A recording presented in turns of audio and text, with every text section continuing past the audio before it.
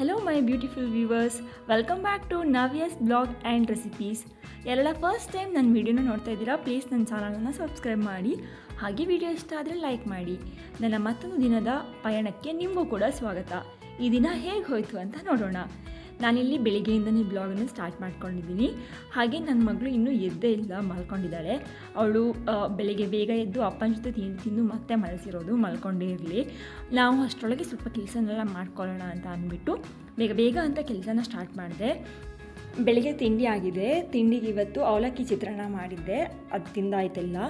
ಇನ್ನು ತಿಂದಿದ ಮೇಲೆ ಪಾತ್ರೆ ತೊಳೆಯೋದು ಇದ್ದೇ ಇರುತ್ತಲ್ವ, ಅದನ್ನು ತೊಳೆಯೋದಕ್ಕೆ ಎಲ್ಲ ಪಾತ್ರನೂ ತೊಳ್ಕೊಳ್ತಾ ಇದ್ದೀನಿ. ನನಗೆ ಈ ಅಡುಗೆ ಮಾಡೋದು ಮತ್ತು ಅಡುಗೆನ ತಿನ್ನೋದು ಅಥವಾ ಅದನ್ನು ಪಾತ್ರನ ತೊಳೆಯೋದು ಇದು ಯಾವುದೂ ಬೇಜಾರು ಅನಿಸಲ್ಲ. ನನಗೆ ಬೇಜಾರು ಆಗೋದು ಎಲ್ಲಿ ಅಂತಂದರೆ, ಆ ಸ್ವಲ್ಪ ಮಿಕ್ಕಿರುತ್ತಲ್ಲ ಅದನ್ನು ಎತ್ತಿಡಬೇಕಾ ಅಥವಾ ಡಸ್ಟ್ಬಿನ್ನಿಗೆ ಹಾಕಬೇಕಾ, ಅದನ್ನು ಯಾರು ತಿಂತಾರೆ ಎತ್ತಿಟ್ಟರು, ಈ ಥರ ಎಲ್ಲ ಕನ್ಫ್ಯೂಷನ್ನು ಕಷ್ಟಪಟ್ಟು ಮಾಡಿದ್ದೀನಿ. ಇಷ್ಟು ಬೇಗ ಡಸ್ಟ್ಬಿನ್ನಿಗೆ ಹಾಕೋದಾ ಅಂತ ಅಂದ್ಬಿಟ್ಟು ಅದನ್ನು ಮತ್ತೆ ಒಂದು ಸಣ್ಣ ಬೌಲಿಗೆ ಟ್ರಾನ್ಸ್ಫರ್ ಮಾಡಿ ಅದನ್ನು ಮತ್ತೆ ಮುಚ್ಚಿಟ್ಟು ಒಂದು ಸ್ವಲ್ಪ ಹೊತ್ತು ಬಿಟ್ಟು ಮತ್ತೆ ಅದನ್ನು ಒಂದು ದಿನ ಬಿಟ್ಟು ಮತ್ತೆ ಅದನ್ನು ಡಸ್ಟ್ಬಿನ್ನಿಗೆ ಹಾಕೋದು, ಈ ಥರ ನಂದಿರುತ್ತೆ. ಅದೇ ದಿನ ಡಸ್ಟ್ಬಿನ್ನಿಗೆ ಹಾಕೋದಕ್ಕೆ ಮನಸ್ಸೇ ಬರೋಲ್ಲ ನನಗೆ. ಅದು ಯಾರು ತಿನ್ನಲ್ಲ ಅಂತ ಗೊತ್ತಿದ್ರೂ ಎತ್ತಿಡ್ತೀನಿ. ಮೇ ಬಿ ನೀವು ಈ ಥರ ಮಾಡ್ಬೋದು. ನೀವು ಯಾರಾದರೂ ಈ ಥರ ಮಾಡಿದರೆ ಖಂಡಿತ ಕಮೆಂಟಲ್ಲಿ ಹೇಳಿ, ಇದೇ ಥರ ಮಾಡ್ತಿದ್ದೀರಾ ನೀವು ಕೂಡ ಅಂತ. ಸರಿ, ಮತ್ತೆ ಉಳಿದಿರೋ ಕೆಲಸನೆಲ್ಲ ಮಾಡ್ಕೊಳ್ಳೋಣ ಅಂತ ಬೇಗ ಎಲ್ಲ ಕೆಲಸನೂ ಮಾಡ್ಕೊಳ್ತಿದ್ದೀನಿ.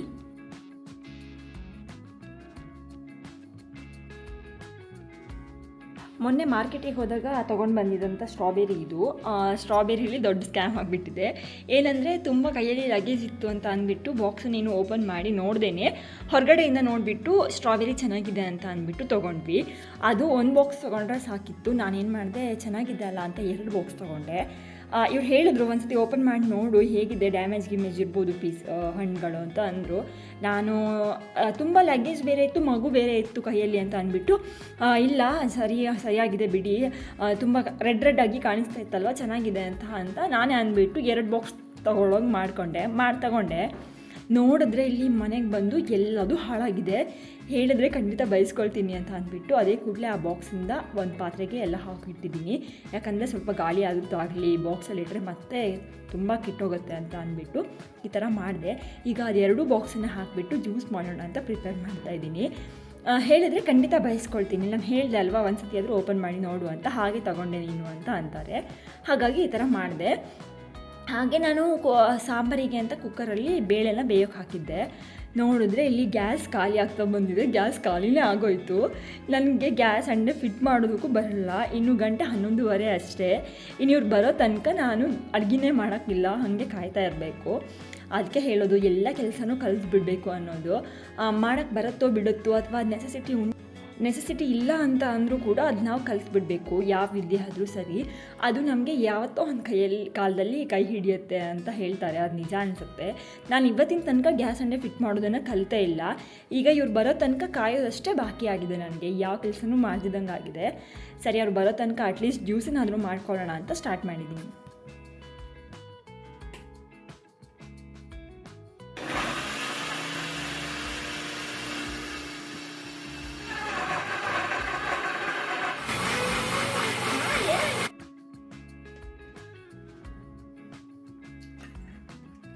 ಈ ಸ್ಟ್ರಾಬೆರಿ ಜ್ಯೂಸು ನನ್ನ ಮಗಳಿಗಂತೂ ತುಂಬ ಇಷ್ಟ.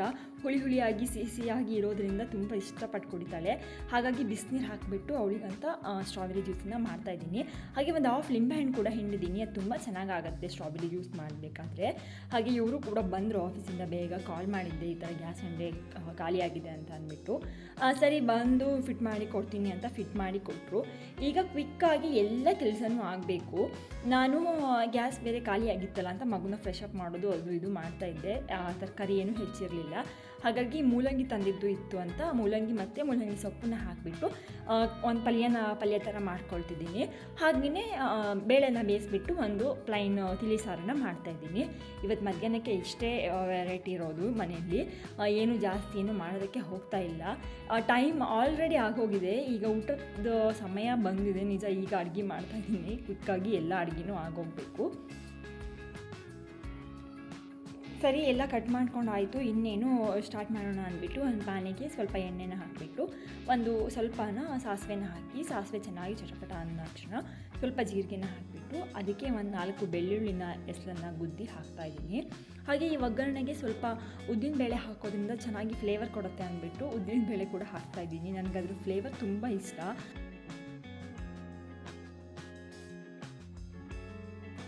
ಅದ್ರ ಜೊತೆಗೇ ಈ ಥರ ಮೂಲಂಗಿ ಸೊಪ್ಪನ್ನು ಹಾಕಿ ಪಲ್ಯ ಮಾಡಬೇಕಾದ್ರೆ ಸ್ವಲ್ಪ ಈರುಳ್ಳಿನ ಜಾಸ್ತಿ ಹಾಕ್ಕೋಬೇಕು.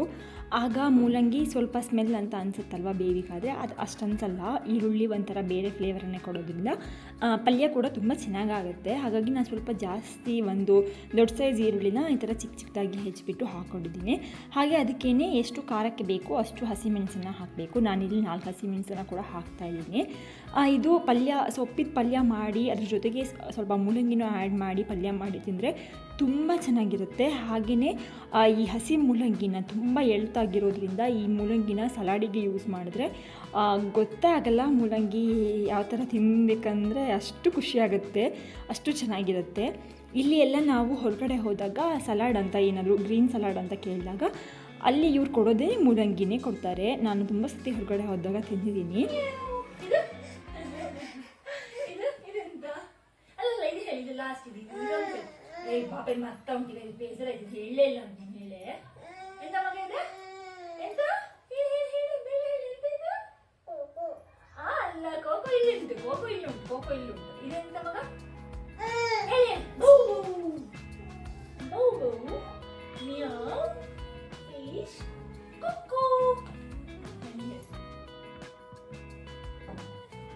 ಆಯ್ತಷ್ಟೇ ಮುಗೀತು. ನೀನು ನಾನು ತೋರಿಸು, ಕಣ್ಣಲ್ಲಿ ಉಂಟು ಕಣ್ಣು, ಮೂಗು, ಬಾಯಿ, ಬಾಯಿ, ಹಲ್ಲು ಹಲ್ಲು ಹಲ್ಲಲ್ಲಿ ಉಂಟು ಹಲ್ಲು, ಕೈ, ಕಾಲು, ಎಲ್ಲುಂಟು ಕಾಲು, ಕಾಲು, ಹೊಟ್ಟೆ, ಹೊಟ್ಟೆ ಹೊಟ್ಟೆ ಇಲ್ಲ ಸೌನಿಗೆ, ಹೊಟ್ಟೆ. ಹಾಗೆ ಸಂಜೆ ಅಡುಗೆ ಮಾಡೋದು ಟೈಮ್ ಬಂದೇ ಬಿಡ್ತು. ಮನೆಯಲ್ಲೆಲ್ಲ ಒಂದು ಸ್ವಲ್ಪ ಕೆಲಸ ಎಲ್ಲ ಮುಗಿಸ್ಕೊಂಡು ಅಡುಗೆಗೆ ಅಂತ ಬಂದೆ. ರಾತ್ರಿಗೆ ಏನು ಮಾಡಲಿ, ಚಪಾತಿಗೆ ಏನಾದರೂ ಆಗಬೇಕು ಅಂತ ಅಂದ್ಬಿಟ್ಟು ಆಲೂ ಮಟರ್ ಮಾಡೋಣ ಅಂತ ಅಂದ್ಕೊಂಡಿದ್ದೀನಿ. ಒಂದು ಸ್ವಲ್ಪ ಹಸಿ ಬಟಾಣಿ ಎಲ್ಲ ತಂದಿರೋದು ಇದೆ, ಹಾಗಾಗಿ ಅದನ್ನು ಹಾಕಿಬಿಟ್ಟು ಒಂದು 4 ಆಲೂಗಡ್ಡೆನ ಈ ಥರ ದೊಡ್ಡದಾಗಿ ಹೋಲ್ ಮಾಡಿ ಹಾಕಿ ಒಂದು ಸಾಗು ಥರ ಮಾಡ್ಕೊಳ್ಳೋದು, ಗ್ರೇವಿ ಥರ ಅಂತಲೂ ಅಂದ್ಕೊಳ್ಬೋದು. ಇದು ಚಪಾತಿಗೆ, ಪೂರಿಗೆ ಹಾಗೆ ರೈಸ್ ಕೂಡ ತುಂಬ ಚೆನ್ನಾಗಾಗುತ್ತೆ. ಸೈಡಲ್ಲಿ ಚೆನ್ನಾಗಾಗುತ್ತೆ. ಅಂದರೆ ತುಂಬ ಏನು ಬೇರೆ ಐಟಮ್ಸ್ ಎಲ್ಲ ಹಾಕಿಬಿಟ್ಟು ಮಾಡ್ತಾಯಿಲ್ಲ ನಾನಿಲ್ಲಿ. ತುಂಬ ಸಿಂಪಲ್ಲಾಗಿ ಕ್ವಿಕ್ಕಾಗಿ ಹೀಗೆ ಮಾಡೋಕ್ಕಾಗುತ್ತೆ ಅಂತ ಅಂದ್ಬಿಟ್ಟು ಇವತ್ತು ಮಾಡ್ತಾಯಿದ್ದೀನಿ. ನಾನು ಈರುಳ್ಳಿನ ಈ ಥರ ಚಾಪ್ ಮಾಡ್ಕೊಳ್ಳೋದಕ್ಕೆ ಅಂತ ಅಂದ್ಬಿಟ್ಟು ಮೊನ್ನೆ ಮಾರ್ಕೆಟಲ್ಲಿ ನೋಡಿದ್ದೆ. ಈ ಚಾಪಿಂಗ್ ಬೋರ್ಡನ್ನು ತೊಗೊಂಡಿದ್ದೀನಿ, ಅಂದರೆ ಮಿಷೋನನ್ನು. ತುಂಬ ಚೆನ್ನಾಗಿ ಚಾಪ್ ಆಗುತ್ತೆ. ಎಷ್ಟು ಸಣ್ಣದಾಗಿ ಹೆಚ್ಚಿದೆ ನೋಡಿ ಆ ಈರುಳ್ಳಿನ. ಆಲ್ಮೋಸ್ಟ್ ರುಬ್ಬಿದಂಗೆ ಅನಿಸ್ಬಿಡುತ್ತೆ, ಅಷ್ಟು ಸಣ್ಣದಾಗಿ ಹೆಚ್ಚಿಕೊಡುತ್ತೆ. ತುಂಬ ಚೆನ್ನಾಗಿದೆ. ನಿಮಗೂ ಬೇಕು ಅಂತ ಅಂದರೆ ಕೇಳಿ ಕಮೆಂಟಲ್ಲಿ, ನಾನು ಲಿಂಕನ್ನು ಕಳಿಸ್ತೀನಿ. ಆನ್ಲೈನಲ್ಲಿ ಕೂಡ ಇದು ಅವೈಲೇಬಲ್ ಇದೆ, ನಾನು ನೋಡಿದ್ದೀನಿ. ನಾನು ಮಾತ್ರ ಮೊನ್ನೆ ಮಾರ್ಕೆಟಲ್ಲಿ ಇತ್ತಂತ ಹಾಗೆ ಡೈರೆಕ್ಟ್ ತೊಗೊಂಡು ಬಂದೆ. ನಮಗೆ ಇಲ್ಲಿ ಆನ್ಲೈನಲ್ಲಿ ಪರ್ಚೇಸ್ ಮಾಡೋದು ತುಂಬ ಕಷ್ಟ. ಅಂದರೆ ಹೊರಗಡೆ ಹೋಗಿ ತರಬೇಕಾಗತ್ತೆ, ಅವರು ಕ್ಯಾಂಪಸ್ ಒಳಗೆ ಬರೋಂಗಿಲ್ಲ ಅಲ್ವಾ ಡೆಲಿವರಿ ತೊಗೊಂಡು. ಹಾಗಾಗಿ ನಾವು ಅವರು ಯಾವಾಗ ಬರುತ್ತೆ ಪಾರ್ಸೆಲ್ಲು ಆಗ ಗೇಟಿಂದ ಹೊರಗಡೆ ಹೋಗಿ ತರಬೇಕು. ಅವ್ರದ್ದು ಟೈಮಿಂಗ್ಸ್ ಎಲ್ಲ ಇರಲ್ಲ, ಇವ್ರ ಮಧ್ಯಾಹ್ನ ಊಟಕ್ಕೆ ಬಂದಾಗ ಎಲ್ಲ ಬರೋದು ಈ ಥರ ಎಲ್ಲ ಇರುತ್ತೆ. ಹಾಗಾಗಿ ನಾನು ಆನ್ಲೈನ್ ಶಾಪಿಂಗ್ ಸ್ವಲ್ಪ ಕಡಿಮೆ, ಜಾಸ್ತಿ ಏನೂ ಆನ್ಲೈನಲ್ಲಿ ತರಿಸಲ್ಲ. ಹಾಗೆ ಸಾಗುಗೆ ಇರುವಂಥ ಪೌಡರ್ನೆಲ್ಲ ಹಾಕಿದ್ದೀನಿ, ಖಾರದ ಪುಡಿ, ಸ್ವಲ್ಪ ಅರಿಶಿನ ಮತ್ತು ಧನಿಯಾ, ಜೀರಿಗೆ ಪುಡಿ, ಜೊತೆಗೆ ಒಂದು ಸ್ವಲ್ಪ ಗರಂ ಮಸಾಲೆ ಕೂಡ ಹಾಕಿದ್ದೀನಿ. ಹಾಗೆ ಈಗ ತೊಳೆದಿಟ್ಕೊಂಡಿರುವಂತಹ ಹಸಿ ಬಟಾಣಿನ ಹಾಕ್ತಾಯಿದ್ದೀನಿ. ಅದ್ರ ಜೊತೆಗೆ ಎಷ್ಟು ರುಚಿಗೆ ಎಷ್ಟು ಉಪ್ಪು ಬೇಕು ಆ ಉಪ್ಪನ್ನ ಸೇರಿಸ್ಬಿಟ್ಟು ಒಂದು ಕುದಿನ ತರಿಸ್ಕೋಬೇಕು ಫಸ್ಟು. ಅದಾದ ನಂತರ ಇದಕ್ಕೆ ನಾವು ಆಗಲೇ ಹೆಚ್ಚಿಟ್ಕೊಂಡಿರುವಂಥ ಆಲೂಗಡ್ಡೆನ ಹಾಕಿಬಿಟ್ಟು ಅದು ಕುದಿ ಬಂದ ತಕ್ಷಣ ಸ್ವಲ್ಪ ಮೇಲಿಂದ ಕೊತ್ತಂಬರಿ ಸೊಪ್ಪನ್ನು ಹಾಕಿಬಿಟ್ರೆ ರುಚಿಯಾದ ಆಲೂ ಮಟರ್ ರೆಡಿಯಾಗಿ ಹೋಗ್ಬಿಡುತ್ತೆ.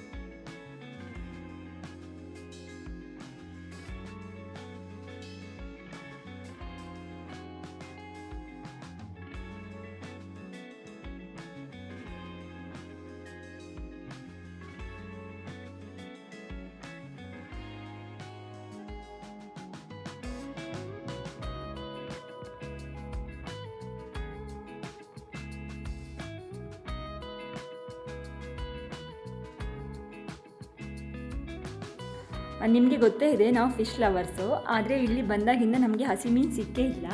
ಆದರೆ ಇಲ್ಲಿ ಕೇರಳ ತಮಿಳ್ನಾಡು ಸೈಡ್ ಅವರೆಲ್ಲ ಇರೋದ್ರಿಂದ ಅವ್ರದ್ದು ಒಂದು ಯೂನಿಟಲ್ಲಿ ಮೀನನ್ನು ತರಿಸ್ತಾರಂತೆ ಹೊರಗಡೆಯಿಂದ. ಅದನ್ನು ಮೀನು ಅಂಗಡಿಯವರಿಗೆ ತುಂಬ ದಿನದಿಂದ ಆರ್ಡ್ರ್ ಕೊಟ್ಟಿದ್ದರು ನನ್ನ ಹಸ್ಬೆಂಡು, ನಮಗೆ ಸ್ವಲ್ಪ ತಂದುಕೊಡಿ, ಯಾವ ಮೀನಾದರೂ ಪರವಾಗಿಲ್ಲ ತಂದುಕೊಡಿ ಅಂತ. ಆದರೆ ಅವರು ಕೊಡ್ತೀನಿ ಅಂತ ಅಂದ್ಬಿಟ್ಟೆ ಇವರು ಹೋಗೋದ್ರಲ್ಲಿ ಪೂರ್ತಿ ಖಾಲಿಯಾಗಿ ಹೋಗಿಬಿಡ್ತಿತ್ತು. ಆದರೆ ಮೊನ್ನೆ ಅವರೇ ಫೋನ್ ಮಾಡಿಬಿಟ್ಟು ನಂಬರೆಲ್ಲ ಬರೆಸಿ ಬಂದಿದ್ರಂತೆ ಫಸ್ಟೇ, ಹಾಗಾಗಿ ಅವ್ರು ಕಾಲ್ ಮಾಡಿಬಿಟ್ಟು ಬಂದಿದೆ ಬಂಗಡೆ ಮೀನು ಬಂದಿದೆ ತೊಗೊಂಡೋಗಿ ಅಂತ. ಅಲ್ಲಿ ಇದ್ದಿದ್ದೇ 2 kg ಏನೋ ಇತ್ತಂತೆ. ನನ್ನ ಹಸ್ಬೆಂಡ್ ಕೇಳಬೇಕಾ ಸಿಕ್ಕಿದ್ದೆ ಚಾನ್ಸು ಅಂತ ಅಷ್ಟನ್ನು ಹಿಡ್ಕೊಂಡು ಬಂದರು. ನಾನು ಹೆಂಗೋ ಕಷ್ಟಪಟ್ಟು ಅದನ್ನೆಲ್ಲ ಕ್ಲೀನ್ ಮಾಡಿಬಿಟ್ಟು ಮಸಾಲೆ ಎಲ್ಲ ಹಾಕಿ ಹಾಗೆ ಫ್ರಿಜ್ಜಲ್ಲಿ ಎತ್ತಿಟ್ಟಿದ್ದೆ. ಆಯಿತು, ಅದೆಲ್ಲವೂ ಅವರಿಗೆ ಫ್ರೈ ಅದು ಸಾಂಬಾರೆಲ್ಲ ಮಾಡಿಕೊಟ್ಟೆ. ಲಾಸ್ಟ್ ಇನ್ನೊಂದು 3 ಮೀನು ಉಳಿದಿತ್ತಂತ ಈಗ ನೈಟಿಗೆ ಫ್ರೈ ಮಾಡ್ತಾಯಿದ್ದೀನಿ. ಹಲೋ, ನನ್ನದು ಕೆಲಸ ಎಲ್ಲ ಮುಗೀತು, ಇನ್ನೇನು ಮಲಗೋದಷ್ಟೇ ಬಾಕಿ ಇರೋದು. ಎಲ್ಲ ಕೆಲಸನೂ ಮುಗಿಸಿದೆ. ಇವರು ಡ್ಯೂಟಿಗೆ ಹೋದರು, ನಾನು ಊಟ ಮಾಡಿದೆ, ಮತ್ತು ಮನೆಯದೆಲ್ಲ ಸಣ್ಣ ಪುಟ್ಟ ಏನೆಲ್ಲ ಕೆಲಸ ಇತ್ತು ಕ್ಲೀನಿಂಗ್ ಎಲ್ಲ ಮಾಡಿ ಎಲ್ಲದೂ ಮುಗಿಸಿದ್ದೀನಿ. ಹಾಗೆ ಇವತ್ತಿನ ಬ್ಲಾಗ್ ಕೂಡ ಮುಗಿಸುವಂಥ ಸಮಯ ಬಂತು. ಇವತ್ತಿನ ಬ್ಲಾಗನ್ನ ಇಲ್ಲಿಗೆ ಎಂಡ್ ಮಾಡೋಣ ಅಂತ ಅಂದ್ಕೊಂಡಿದ್ದೀನಿ. ಅದೇ ಹೆಂಗಾಗಿದೆ ಅಂತ ಅಂದರೆ ಟೈಮೇ ಸಾಲ್ತಾ ಇಲ್ಲ. ಅಂದರೆ ಹೆಂಗೆ ಅಂದರೆ ಇವರಿಗೆ ಒಂದಿನ ಬಿಟ್ಟು ಒಂದಿನ ಡ್ಯೂಟಿ ಇರೋದ್ರಿಂದ ಇವ್ರು ಇವತ್ತು ಡ್ಯೂಟಿ ಮಾಡಿದ್ದೀನಿ ಅಂತ ನಾಳೆ ಮಲಗ್ತಾರೆ. ನಾಳೆ ಮಧ್ಯಾಹ್ನ ಬೇಗ ಊಟ ಮಾಡಿ ಮಲಗೋಣ ಅಂತ ಮಲಗ್ತಾರೆ. ಅದಾದ ನಂತರ ನೆಕ್ಸ್ಟ್ ಡೇ ಮತ್ತೆ ನೈಟ್ ಡ್ಯೂಟಿ ಇದೆ ಅಂತ ಮಧ್ಯಾಹ್ನ ಮಲಗೋದು.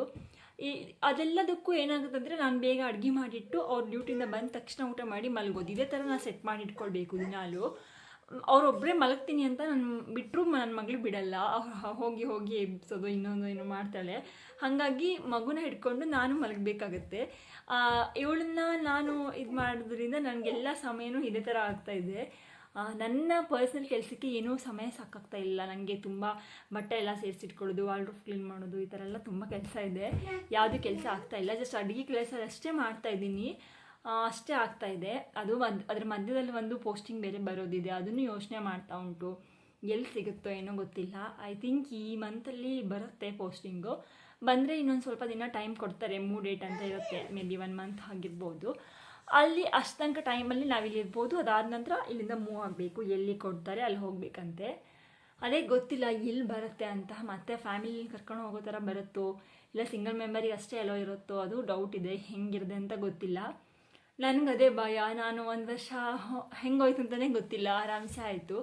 ಮತ್ತೆ ಇನ್ನು ಊರಿಗೆ ಹೋಗಬೇಕಾಗುತ್ತೆ, ಇವರೊಬ್ಬರೇ ಡ್ಯೂಟಿ ಹೋಗಬೇಕಾಗುತ್ತೇನೋ ಅಂತ ಅಂದ್ಕೊಂಡಿದ್ದೀವಿ. ಏನಾಗುತ್ತೋ ಗೊತ್ತಿಲ್ಲ. ಅದೇನೇ ಇರಲಿ, ನಾನು ಎಣಿಸ್ಕೊಳ್ಳೋದು ಇಷ್ಟೇ, ನಮ್ಮನ್ನು ಕರ್ಕೊಂಡು ಹೋಗಲಿ ಬಿಡಲಿ, ಬಟ್ ಅವ್ರಿಗೊಂದು ಒಳ್ಳೆ ಪೋಸ್ಟಿಂಗ್ ಬರಲಿ, ಒಳ್ಳೆ ಪ್ಲೇಸ್ ಬರಲಿ, ಡ್ಯೂಟಿ ಮಾಡೋದಕ್ಕೆ ಏನೂ ತೊಂದರೆ ಇಲ್ಲದೆ ಇರೋಂಥ ಪ್ಲೇಸ್ ಸಿಕ್ಕಲಿ ಅಂತ ಹೇಳ್ಕೊತಾ ಇದ್ದೀನಿ. ನೋಡೋಣ. I am still waiting. ಗೊತ್ತಿಲ್ಲ, ಈ ಮಂತ್ ತನಕ ಕಾಯಬೇಕಂತೆ. ನೋಡ್ತಾ ಇದ್ದೀವಿ ಏನಾಗುತ್ತೆ ಅಂತ. ಅದೇ ಸರಿ ಫ್ರೆಂಡ್ಸ್, ಈ ಬ್ಲಾಗ್ನ ಇವತ್ತಿಗೆ ಇಲ್ಲೇ ಮುಗಿಸ್ತಾ ಇದ್ದೀನಿ. ಯಾರೆಲ್ಲ ಬ್ಲಾಗ್ನ ಪೂರ್ತಿಯಾಗಿ ನೋಡಿದ್ದೀರಾ ಎಲ್ಲರಿಗೂ ಧನ್ಯವಾದಗಳು. ಹಾಗೆ ನಿಮ್ಗೇನಾದರೂ ಕ್ವೆಶನ್ಸ್ ಇದ್ದರೆ ಕಮೆಂಟ್ ಮಾಡಿ ಕೇಳಿ, ಖಂಡಿತ ನಾನು ರಿಪ್ಲೈ ಮಾಡ್ತೀನಿ. ಓಕೆ, ಟೇಕ್ ಕೇರ್, ಬಾಯ್.